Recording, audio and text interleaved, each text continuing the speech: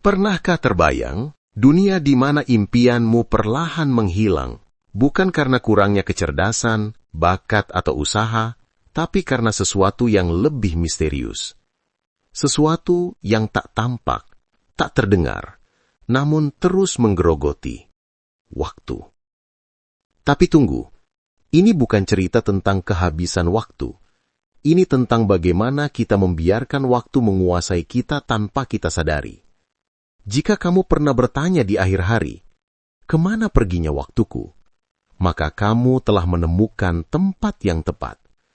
Karena video ini akan mengubah hidupmu selamanya. Mimpi yang terhapus oleh detik yang hilang. Kebanyakan orang tidak kehilangan mimpi karena mereka tidak cukup pintar, berbakat, atau tekun. Mereka kehilangan mimpi karena waktu. Bukan karena mereka tak punya waktu, tapi karena mereka membiarkan waktu berlalu begitu saja, tanpa menyadarinya. Namun, mulai sekarang, kita akan berbeda. Kita tak akan pakai planner membosankan atau sistem produktivitas yang rumit. Kita akan pakai perubahan yang nyata, kebiasaan harian sederhana, metode yang didukung psikologi, dan pola pikir yang mengembalikan kendali padamu.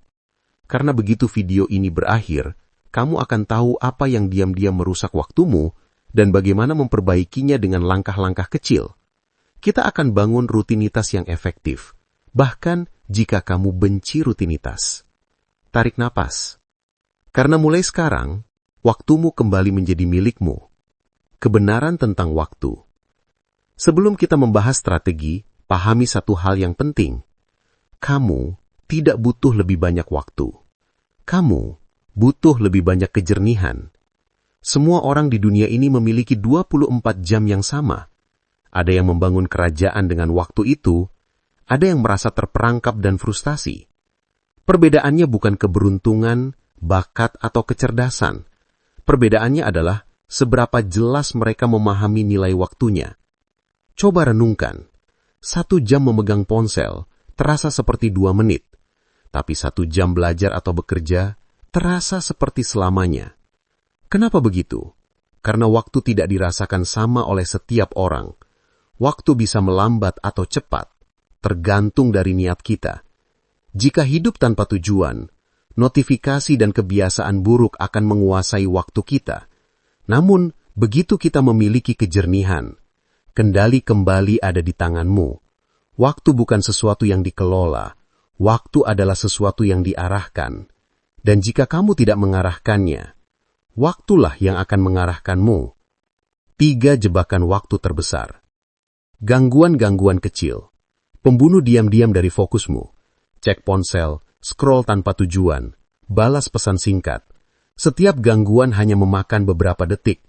Tapi setiap gangguan memaksa otakmu untuk restart. Jika setiap kali kehilangan fokus 2-10 menit, dan ini terjadi 20 kali sehari, kamu sudah kehilangan beberapa jam dari hidupmu tanpa sadar. Sibuk, tapi tidak produktif. Beberapa hari terasa penuh. Sibuk membersihkan meja, mengatur file, menyortir email. Rasanya seperti ada kemajuan, tapi tak satu pun membawa kamu lebih dekat dengan impianmu. Ini berbahaya. Ini adalah ilusi produktivitas. Hilangnya waktu secara emosional. Ini yang paling sulit terlihat. Saat kamu merasa stres, kewalahan, bosan, cemas, atau kehilangan motivasi, waktu tidak sekedar berlalu, waktu menghilang. Kamu tidak memilih untuk menyia-nyiakan waktu, tapi emosimu yang memilihnya. Manajemen waktu bukan hanya soal jadwal, tapi tentang keadaan pikiranmu. 4 pilar manajemen waktu yang mengubah hidup. Pilar pertama, prioritas. Jika semua hal dianggap penting, maka tidak ada yang benar-benar penting. Jangan mulai hari dengan 10-20 tugas acak. Tanyakan dirimu setiap pagi, apa 3 hal yang harus kuselesaikan hari ini untuk maju? Bukan yang membuatmu terlihat sibuk, tapi yang benar-benar berarti. Pilar kedua, perencanaan. Orang yang tidak punya perencanaan setiap hari, hanya akan bereaksi terhadap hidup yang dijalani. Ia tidak benar-benar mengarahkan hidupnya. Rencana tak perlu perfect, yang penting ada. Pilar ketiga, fokus.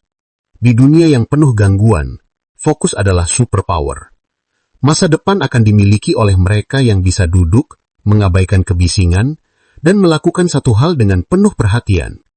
Setiap notifikasi adalah keputusan. Apakah kamu yang mengendalikan hidupmu, atau dunia yang mengendalikanmu? Pilar keempat, energi. Waktu tak berarti jika energimu habis. Kamu bisa punya 10 jam luang, tapi jika tubuh lelah, cemas, atau mental terkuras, 10 jam itu terasa seperti 10 menit. Manajemen waktu sejatinya adalah manajemen energi. Sistem 3-1-1, simple yang efektif. Kebanyakan orang gagal karena mencoba terlalu banyak. Akhirnya, tak ada yang benar-benar berarti. Mari coba sistem ini.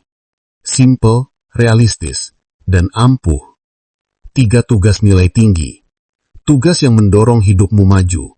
Belajar, olahraga, pengembangan diri. Ini non-negotiable. Jika ketiganya selesai, harimu sudah sukses. 1 tugas pertumbuhan. Investasi untuk dirimu di masa depan. Baca buku bermanfaat, ikut kursus. Kerjakan proyek jangka panjang. 1 tugas perawatan. Tugas yang mendukung kehidupan sehari-hari. Bersihkan ruang, cuci pakaian, rapikan meja. Kenapa ini berhasil? Karena sistem ini sederhana, fleksibel, dan memastikan progres setiap hari. Waktu dan emosi, rahasia yang sering diabaikan. Para ahli produktivitas sering lupa, emosimu lebih berkuasa atas waktumu daripada jadwalmu. Kamu tidak membuang waktu karena malas, tapi karena menghindari perasaan. Mungkin takut gagal, merasa tidak cukup, atau kewalahan. Saat tugas terasa berat secara emosional, otak mencari pelarian, scroll ponsel, nonton video, apapun selain yang penting. Manajemen waktu adalah manajemen emosi. Ketika kamu tahu apa yang sebenarnya kamu hindari, semuanya akan berubah. Lain kali kamu merasa terjebak, tanya dirimu, emosi apa yang sedang kuhadapi sekarang? Begitu kamu beri nama perasaan itu, ia tak akan lagi mengendalikanmu.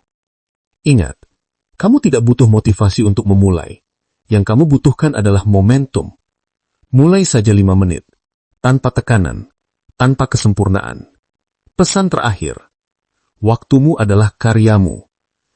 Waktu bukan sesuatu yang kamu temukan, tapi sesuatu yang kamu ciptakan. Dirimu di masa depan sedang menonton. Impianmu masih menunggu, hanya terpisah oleh pilihan waktu yang lebih baik.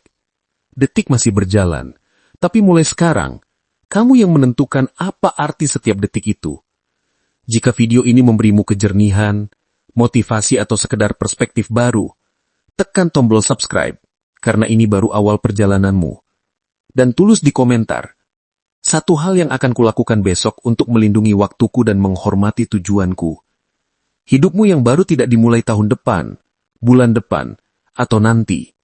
Ia dimulai sekarang. 1 pilihan, 1 kebiasaan, 1 menit pada 1 waktu.